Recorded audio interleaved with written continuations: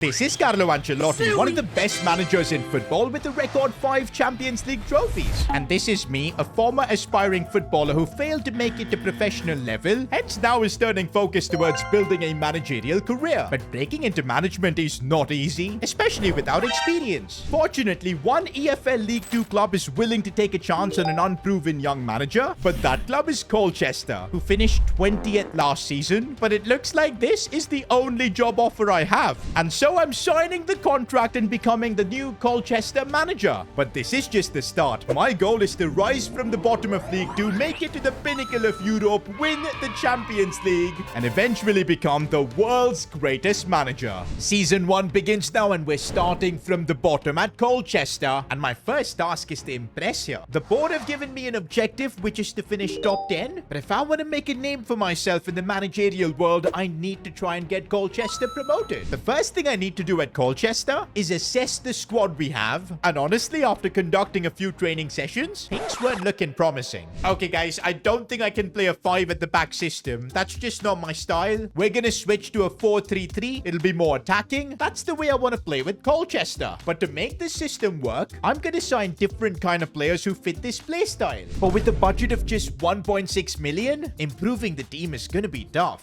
Okay, I don't know if this is a smart thing to do in my first week as manager, but I've just sold all the wingers we had at the club, and that's got our budget up to 3 million, which I can use to sign players I like. For example, Tyrese Campbell, 20-year-old winger with pace. That's what we need, so we're signing him up. Yo, that's my first signing as a manager, but there's more to come, because I'm heading to Germany next to sign Jacob Lemmer, 65 rated. That would make him the highest rated player in our team, and we've made this transfer happen for £1 million, and now I'm definitely liking this team more. It has more of my imprint on it, but there's still one more position I'm unhappy with, and that's the striker spot, because Connor Wilkinson, 29-year-old, nah, I don't think he's good enough. And while going through the club's youth academy, I found Julian Medina. Bro, this kid is 6'3" at 17, built like an absolute tank. He's got the ponytail as well. Bro's the Argentinian Holland. I don't know what he's doing at Colchester, but I'm promoting him to the senior team. And call me crazy, but I'm gonna make him starter as well. I believe in Medina from what I've seen. With a completely new attack, a new tactical system, it was time to begin our EFL League 2 campaign. I really thought with our new attack we were gonna dominate the division, but instead, where's my defense? He's literally got a free shot and we concede. Why are we getting opened up so easily? It's another chance for our opponents and they've scored again. My managerial debut turned out to being a horror show. The team couldn't play the 4-3-3. They were misplacing way too many passes. My inexperienced attack was struggling to adjust to EFL League 2, and that resulted in us losing game after game after game. We're now 21st in the league. Forget getting them promoted. Even top 10's gonna be a mountain to climb from here. And the board have actually sent me an email. They basically want me to go back to the 5 at the back system, and they want me to bench Julian Medina and play the more experienced Connor Wilkinson. I mean, I know Medina has not scored a single goal so far, but I trust him. And I trust this system will come good, but we just need to give it time. We're heading into our next League 2 game with the same approach. Medina is still in the team too, but the result is the same. Why does this happen? Why can't we defend? Nah, there's a complete disconnect between our midfield and defense. Look at the space he's got, and he's found the player perfectly. 2-0 down. That's another defeat for us. No way, we've dropped down to being last in League 2. And this is when the email came in from the board. Dear Mr. S2G, the club has had enough of your arrogance. You refuse to adapt your tactics. You refuse to bench the young striker and play the more experienced Wilkinson. Effective immediately, you are being sacked. Please vacate the club's premises or the security will escort you. No way, guys. I've just been sacked. My dream of becoming the world's greatest manager hitting a roadblock just in my first season? And no way. There are literally no jobs available right now. For the next few months, I was literally unemployed. And this period was difficult. I was constantly thinking of things I could have done differently. And definitely, if I get another chance, I'd have a different approach. But will I ever get get another chance in management? Well, we're now in January, and there's a club that's in a worse position than Colchester. That's right, Morecambe have also just sacked their manager because they're last in the league. And would you believe it? I've got an offer from them. It looks like they were impressed with my readiness to play youngsters, but also their contract clearly says we need to finish mid-table. They're only paying me like 2,000 per week too, but I don't have any other offers on the table. I'm signing this contract, but if I don't succeed at Morecambe, my management career will be over. I've arrived in Morecambe and it's my first day at the job. Hopefully I last longer in this job than I did at Colchester, but we've got a mammoth task of getting Morecambe out of the relegation zone and finishing somewhere mid-table. I learned a lot from my previous outing at Colchester, so here at Morecambe I'm gonna play to the team's strengths, and that means we're gonna stick with the 4-2-3-1 formation. The players are used to it, but what I'm gonna instead do is instill a vision in this team. A vision of high pressure, because that's the style I want to develop. For that, I'm hiring the best possible coaches we can afford. This way, we're building a foundation for the future. Saying that, though, we still need to make some improvements. After hiring all the coaches, we've got just 1 million left. And I'm going to be smart this time. We're not going to change our team outlandishly, but I am bringing in a new goalkeeper, Jed Ward from Bristol Rovers. This is a totally different approach from me. I'm building from the back, but I need this to work on the pitch because we've got a lot of positions to climb. No way, my debut game for Morecambe is against my former club Colchester, and look at that, they've benched young Medina. Wilkinson's back in the team. I was literally embarrassed and kicked out of Colchester. This was my chance at redemption, and also it could be the beginning of something special at Morecambe. Oh, we're playing some really nice football. Here's McKernian, and as he goes through, proper chance that, and he's actually scored. Things at Morecambe definitely look a lot better, and looks like my tactics are working here too, because look at how we're pressing. Set pieces could be a great way to score for us, and the header's perfect. We've made it 2-0. Kind of feel bad because I'm completely taking advantage of the mess I created at Colchester, but hey, it actually feels good to get a win, especially against the team that sacked me. Things were definitely going so much better at Morecambe. We were scoring goals, winning games. Guys, we're officially not last in the league. The major difference here at Morecambe was that I was slowly introducing my tactics. It's now been 1 month as Morecambe manager, and I think this team is finally ready to play the style I want to be playing. So we've switched to a 4-3-3 formation, but I'm still worried because the last time we did this at Colchester, I got sacked.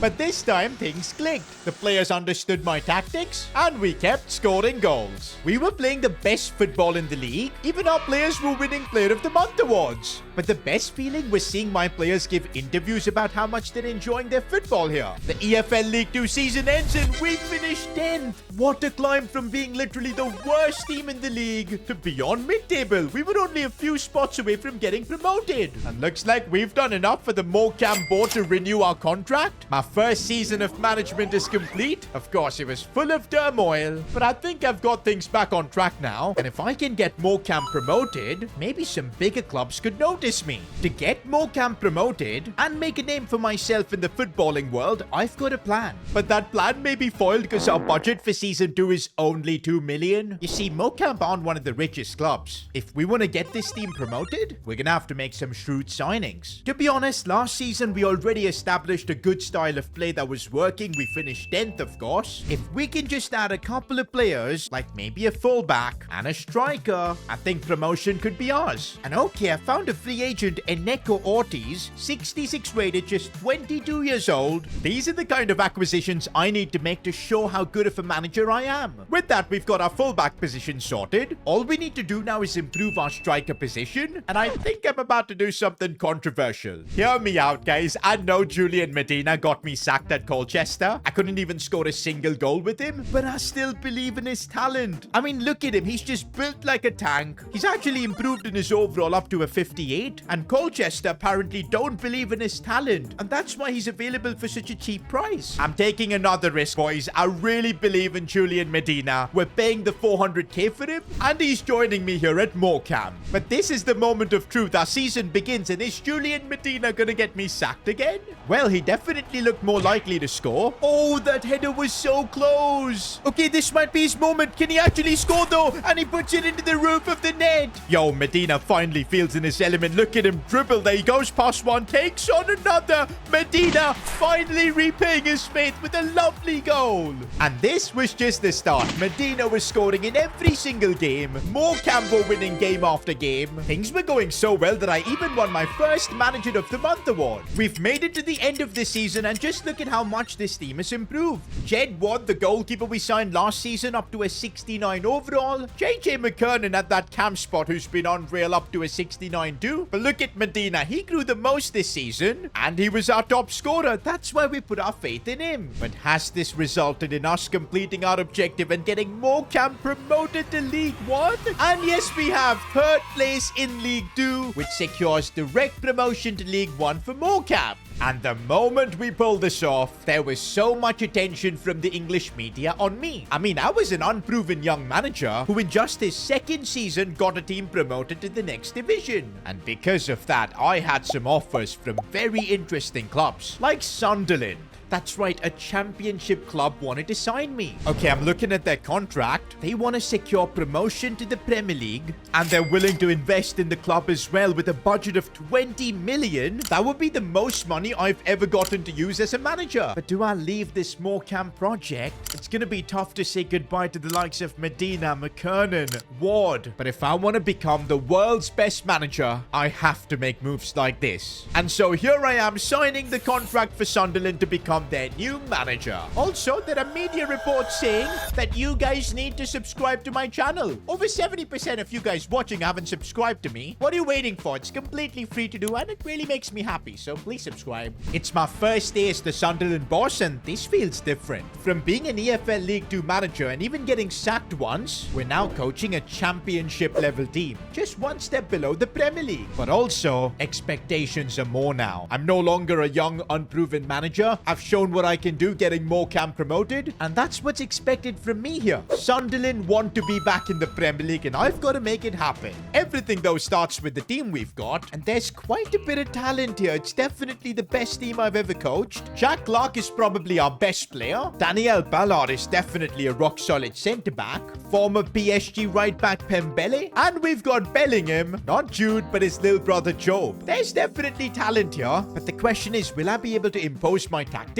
Well, for starters, I'm happy with the formation they're using. A 4-4-1-1 seems effective, but I'm not budging on my tactical vision. Gegenpress, that's the way I want to play. The good thing is, though, Sunderland are giving us 20 million to spend, which means no problem at all hiring coaches. But yeah, no amount of coaches will fix this team if we don't have the right talent. For that, though, I've got a plan, because I do think this team needs improvements. A new centre-back, a new goalkeeper, as well as a new striker. And that's why I'm glad we've got a budget of 20 mil. And that money's gonna come real handy because I want to sign Charlie Cresswell from Leeds. 73 rated, 23 years old, and his contract's expiring. And we've got him for just 5.5 million. Now it's time to bring in a keeper. And I'm thinking, since we want to get promoted to the Premier League, what if we sign someone with Premier League experience? And well, Areola could be a great option. He's even played for clubs like PSG. Can't believe we've just signed him for 6 million. There's only one more position left that we need to upgrade. And I think you guys have an idea who I'm looking to sign. The striker who carried me at Morecambe,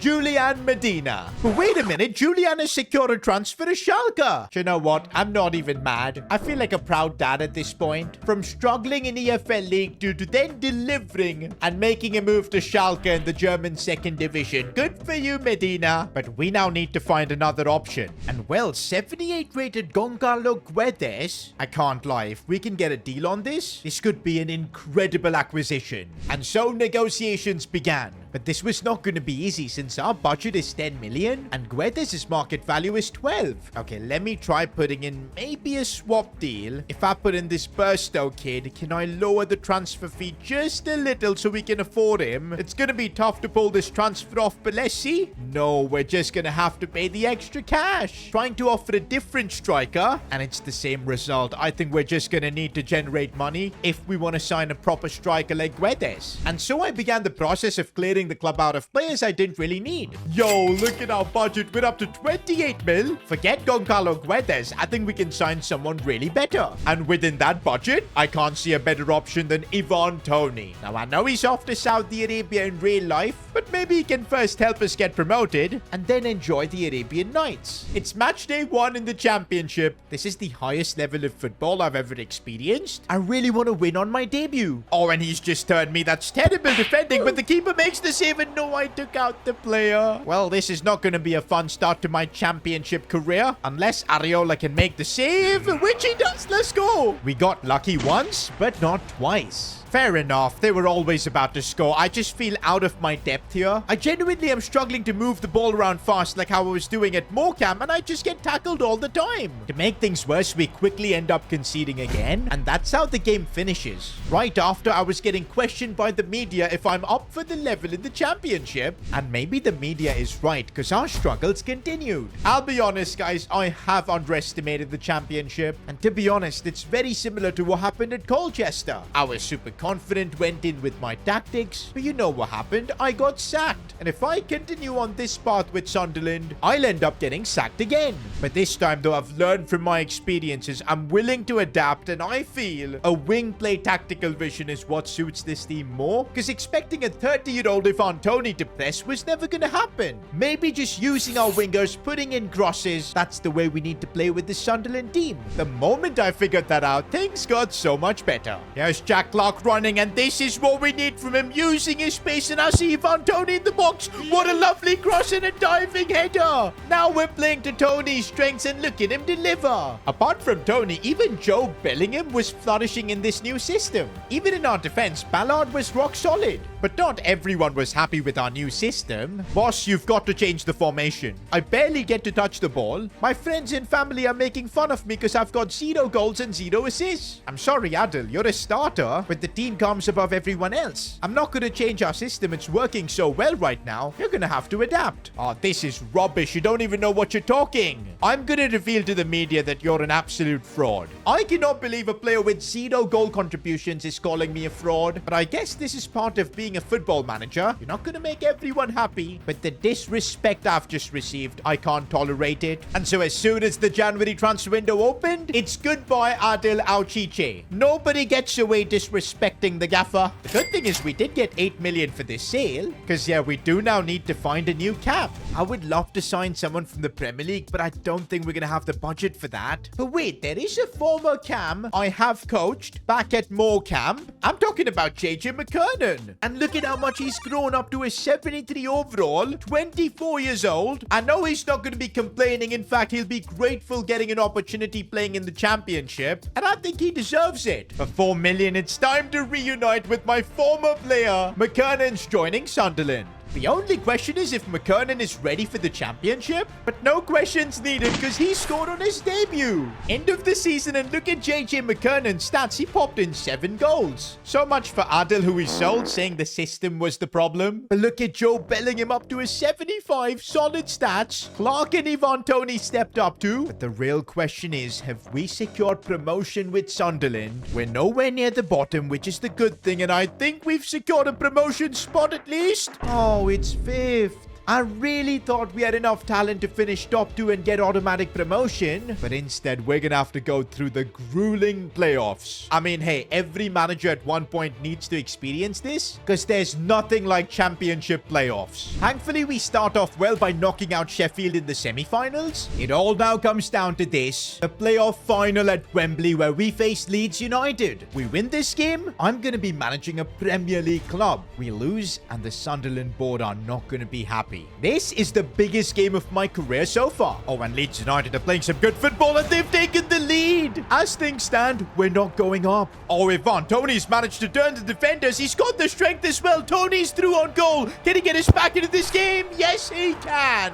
Second half now. If we score the next goal, it could decide everything. Jack Clark has gone for it himself. That was unbelievable. Off the bar and in. But is that going to be enough? Well, for the next 30 minutes, Leeds threw everything at us. But Areola made save after save. I am running down the corner flag here. I don't even care. Referee, just blow the whistle. And the ref ends things. Sunderland are going up. we've just got them promoted. Oh my days, what a journey this has been. Only a few seasons ago, I was literally jobless. But now at Wembley to take my team to the Premier League does feel amazing. But wait, I'm just getting a call, and this looks like it's from Germany. Turns out Frankfurt are interested in my services. They finished 6th in the Bundesliga, and they're a team probably aiming for Champions League football and maybe even winning silverware. But do I throw away my chance of managing Sunderland in the Premier League? Do I join one of the top clubs in Germany in Frankfurt? Or do I fight a relegation battle with Sunderland?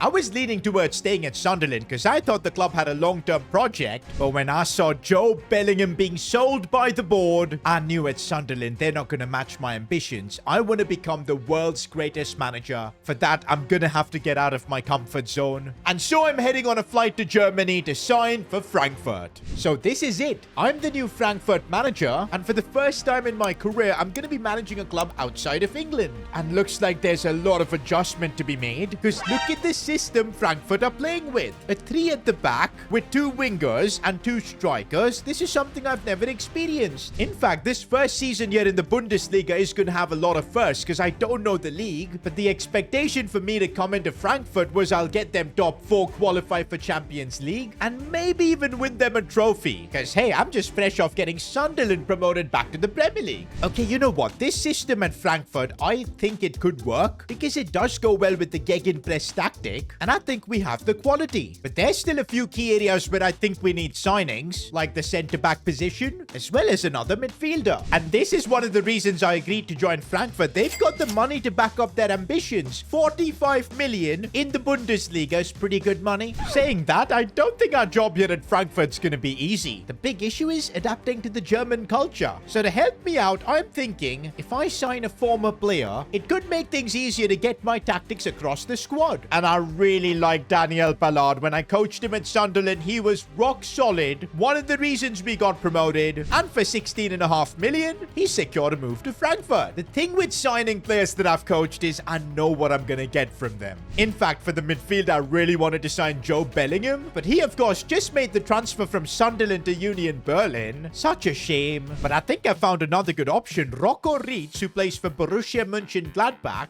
You know what? Signing a player who's got a ton of Bundesliga experience could work really well. His contract's expiring too, and so we were able to sign him for an absolute steal. Oh, with the couple of transfers we've made, this team actually looks competitive, but we'll only find out our team's level once I make my Bundesliga debut. My biggest worry though was the new 3 at the back system. It's not something I'm used to, but it's a tactical setup that works really well in the Bundesliga. But can I make it work? Oh, just one pass has opened up our defense, and well, the Bundesliga, it's a completely different level. Okay, this one should be easy to clear away. No, what have these two done? Ballard, a huge mistake. He was just standing there. We've conceded again. Huge miscommunication in the back line. Is it because Ballard doesn't know how to speak German? But regardless, my debut ends in defeat, and the media were grilling me. S2G's favoritism costing Frankfurt. Everybody's calling Daniel Ballard a complete failure of a signing. There's a lot of pressure on me to drop Ballard, but you know the kind of manager I am. I want to back him. In fact, I'm going to play him in the center of our back line. I'm hoping that'll make him feel more confident. We have to get the best out of him. This is only my second ever Bundesliga game, and I'm feeling tremendous pressure. My transfers are being questioned, but we can shut everybody up by getting a win here. Rocco Reitz on the ball, and oh, that's a good pass for Moise Kean, who turns his man. Come on, let's go. That's my first ever Bundesliga goal. Finally, it was starting to feel like I was figuring out how to play with this team. Oh, this could be another chance here. Kean setting it up for Enmeka. He has to score, and he does score. Even Daniel Ballard at the back was putting in a shift, and with that, we get our first ever Bundesliga win. But just as I was figuring this team out, on transfer deadline day, the board sold Enmeka to Dortmund. I can't believe this, guys. I literally can't. It took me a while to adjust to this formation, figure this all out, and this is what the board do. I mean, we've got more money now in our transfer budget, but deploying it in 10 hours is going to be so tough. There's no time to waste. And so we get a bit of revenge by signing Arne Engels from Borussia Dortmund. 80 rated midfielder, 23 years old. I mean, hey, can't go wrong with that, especially for this price. But we're yet to make the big decision. Who's going to be Mecca's replacement? But there's only 3 hours left. In such a short time, I don't think there's any player I can convince about our Frankfurt project. It can only be a player who trusts me blindly.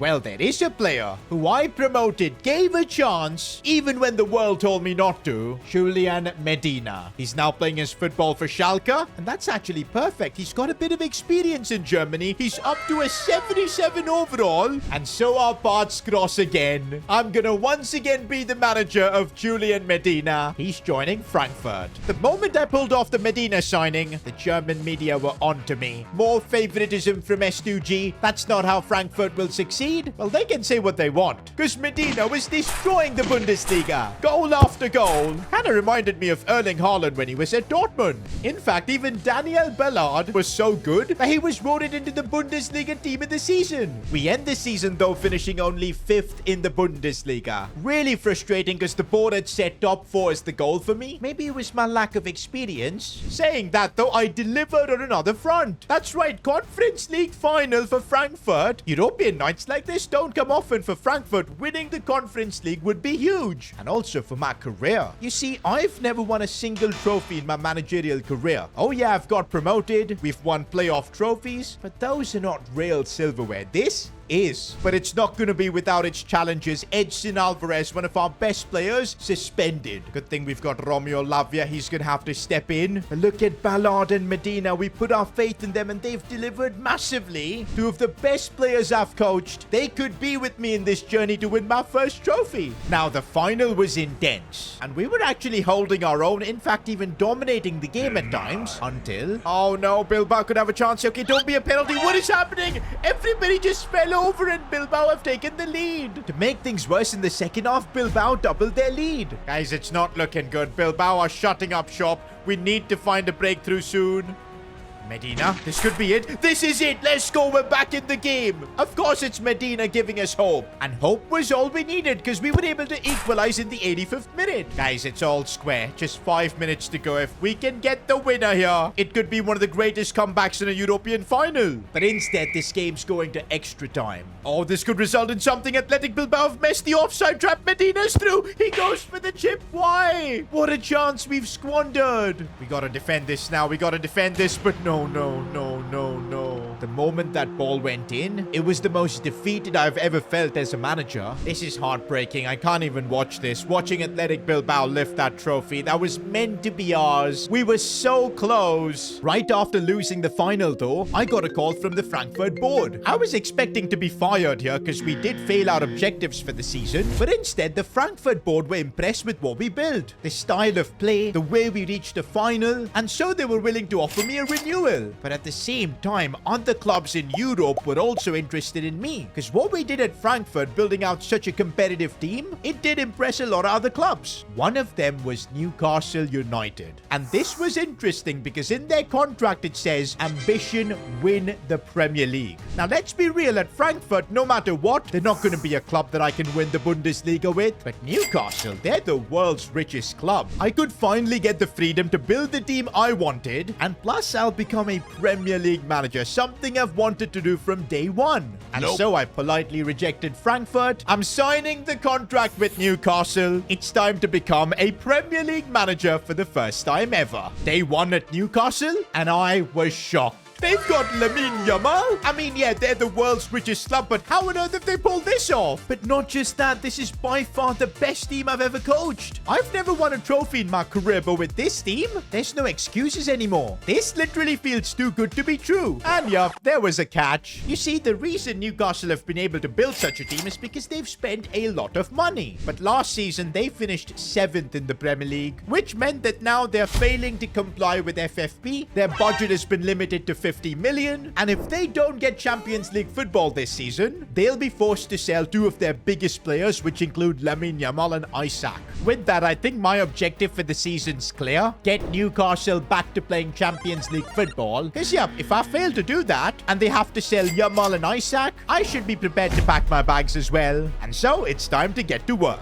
After assessing the squad, it was clear one position was a lot weaker than the rest, the left back spot. And so to solve that problem, we're signing the talented Argentinian Valentin Barco. You'd think the signing of a talented young player like Valentin Barco would make the front page, but instead it was a back page headline. Well, because the Premier League has been taken by storm as Erling Haaland leaves Man City. He's joining Barcelona, and guess who they've signed as a replacement? Nah, this is crazy. Medina's gonna be playing for Man City. I'm so proud of him, man. We were the ones who developed him right back from his Colchester days. And now he's gonna be playing for Man City. Again, I feel like a proud dad. I should be worried because Medina is now gonna be a rival. But I wasn't, because we had Lamine Yamal. Is this how Pep Guardiola felt when he had Messi? Because look at Lamine Yamal just walk past these players. It's crazy. Can he actually finish as well? Of course he can.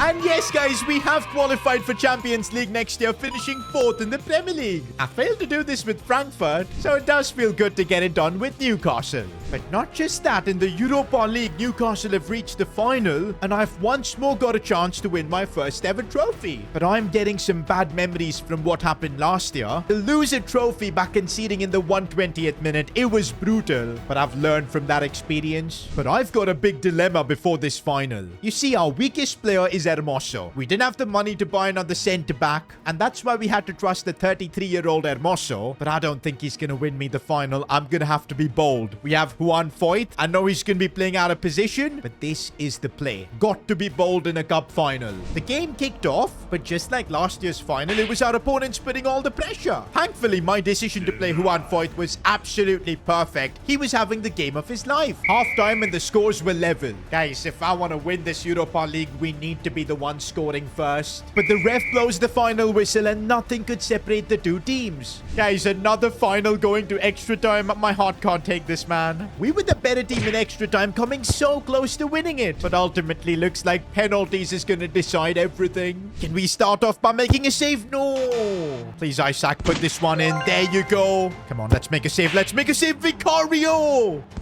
That's going to give us the lead. Let's go. One more save. One more save, Vicario. No. Come on, let's go. Let's go. There you go. We've still got the advantage.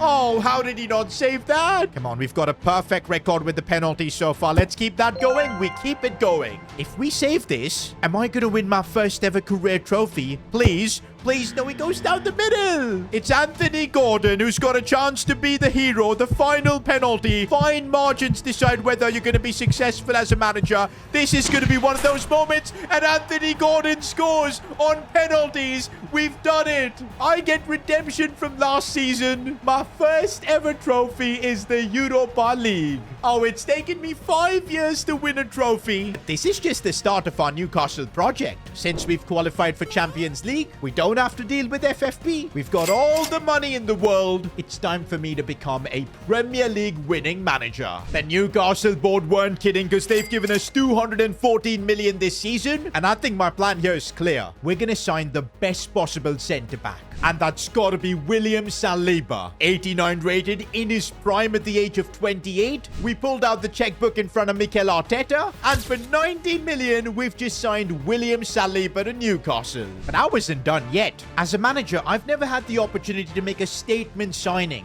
And so now that we've got the money, I've orchestrated one of the biggest signings of the summer. Florian Wirtz, who's one of the best players in the world right now. By putting Rutter plus 100 million in a swap deal, we've pulled this off. I can't believe I'm signing one of the world's best footballers. This is unbelievable. If you remember, one of the criticisms I always got from the media was favoritism, signing players I previously coached and even preferring them to other players. But here at Newcastle, we've not signed a single former player. That's because this project is different. The board have given us pretty much an open checkbook to sign whoever we want. That's why I've adapted. We've genuinely built a super team here, but to win the Premier League, I'm gonna have to outsmart the best coach this league has ever seen, Pep Guardiola. If I can beat his Man City team, only then can we win the Premier League. But it wasn't just Pep that I had to beat. It was my former player, Julian Medina. The good thing is, I know everything about Julian Medina, even more than Pep. So we were able to come up with a plan to completely nullify him. While we were easily dealing with Pep's game plan, he had no answer for Lamine Yamal. Oh, Lamine Yamal keeps going, takes on one, takes on another, make that three, and Yamal with the finish. It looks like we have outsmarted Pep Guardiola. One more goal could help wrap things up, and it's Anthony Gordon with the finish. The ref blows the whistle, and this is one of the biggest wins in my entire career. To make things even better, Pep Guardiola after the game congratulated me and said that I'm a fine manager. I mean, it doesn't get any bigger than this. Or maybe it does get better, because we've just won the Premier League with Newcastle, their first in over a century. My CV as a manager is now looking absolutely incredible, getting teams like Sunderland promoted, winning Europa League with Newcastle, and now, of course, the Premier League. Surely I should be ranked very highly as a manager now, maybe top 3 in the world. But the manager power rankings just came out, and I'm not even top 10? How is Eric Ten Hag third? Nah, I don't get these rankings. Also, what are these media reports? Newcastle's success is all down to the money coming from Saudi Arabia? Nah, that is just not true. I was the one who got this team set up in the perfect way, making key decisions. It's totally unfair that I'm not getting my credit. Well, looks like I still need to prove myself, and to become the world's best manager, maybe I'll need to look for a new challenge. And now that I'm a Premier League winner, there are some really serious offers. We've got Liverpool coming with an offer, Manchester United too, but the most interesting one is AC Milan. They haven't won the Champions League in ages. Even in the Serie A last season, they only could get third. If I take on this job,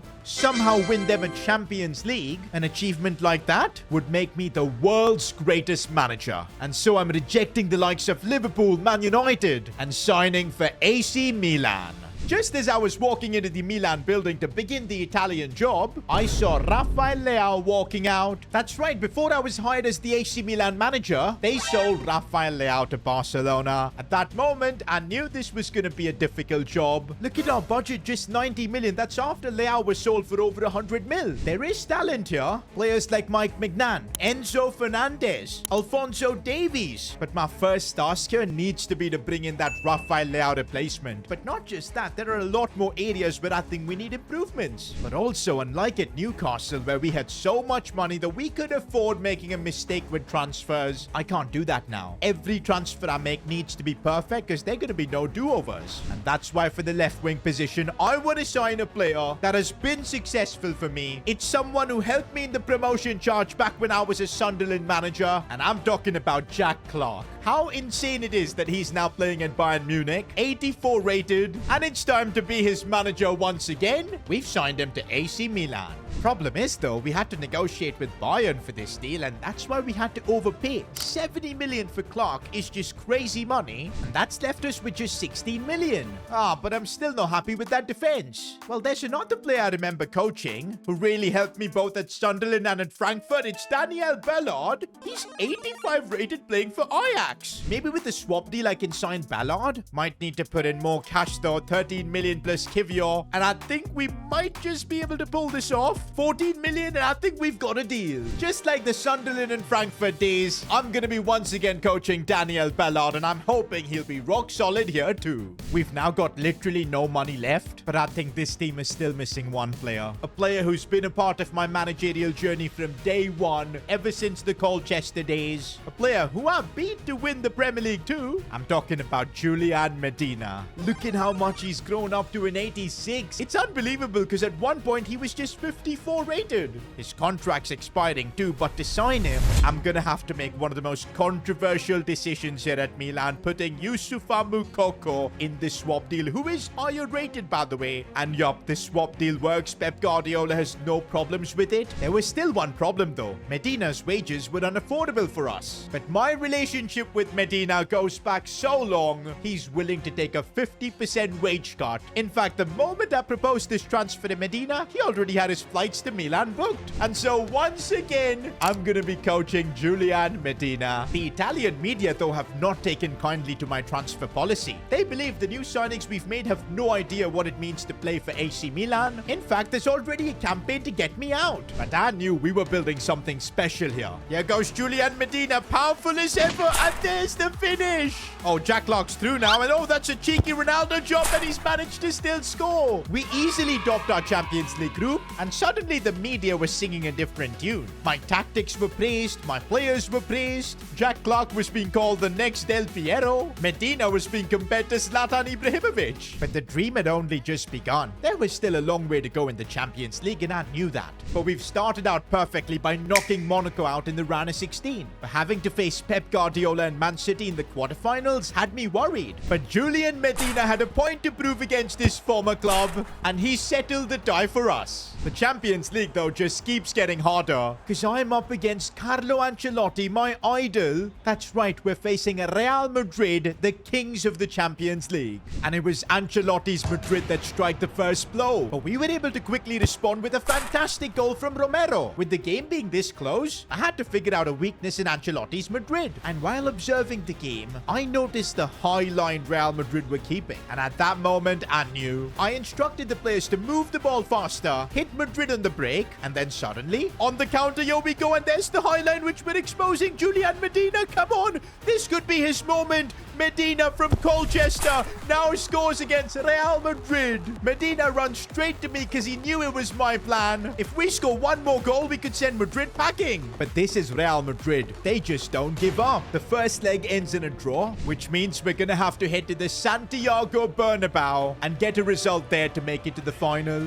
I guess this is my ultimate test. Am I a better manager now than Carlo Ancelotti? Ancelotti prepared really well for this game by completely marking Medina. But doing so left Jack Clark completely open. Oh, Jack Clark's free to run through you, and he's got the defender. Go on, Jack. Come on, in a Champions League semi-final, he's just scored. But we conceded a silly penalty right after. Oh, it's Mbappe, man. He is 100% gonna score. Of course he is. But this was Jack Clark's night. Nothing was stopping him. Real Madrid once again left Jack Clark completely open, and he scores again. It's full time, and we've outsmarted Carlo Ancelotti. Through I go to a Champions League final with AC Milan. Just one more game left. If I win that, surely I become the world's greatest manager. Also this season, we've won AC Milan the Serie A, as well as the Coppa Italia. We're literally on course for a treble. But no way! For me to win the Champions League for the first time in my career, I'm gonna have to beat the team that I built. It's Newcastle versus AC Milan.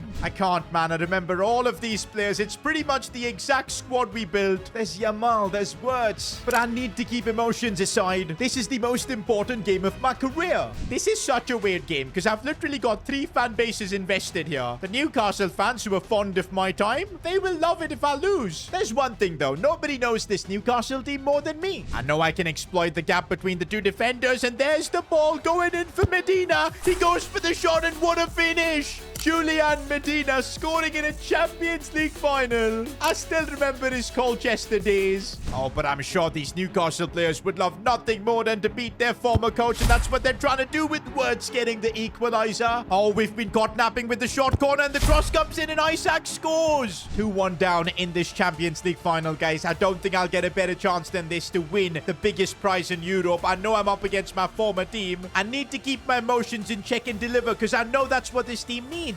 And so, looking for Clark, and there's the equalizer. Whoever scores the next goal, I think, is winning the Champions League. It's the 90th minute. Looks like this game's gonna go to extra time. They've made a mistake. Newcastle, huge errors. Medina completely through. Can he keep his composure? He can, and that might have just won me the Champions League. It's actually done. That was the last kick in the game. Julian Medina just scored the 90th minute winner, and it's done. After 7 years of being a football manager, going from club to club, getting sacked even, I have just won the Champions League. Just look at my CV now. We've got the Europa League, we've got the Premier League, the Serie A. But the most important competition that should make me the world's greatest manager, and to do it as well against my former club, it was painful, but we pulled it off. From once being undesirable, come now undeniable. I'm officially the world's greatest manager. You've watched me become the world's greatest manager. Now watch me become the world's greatest player, click here to watch that.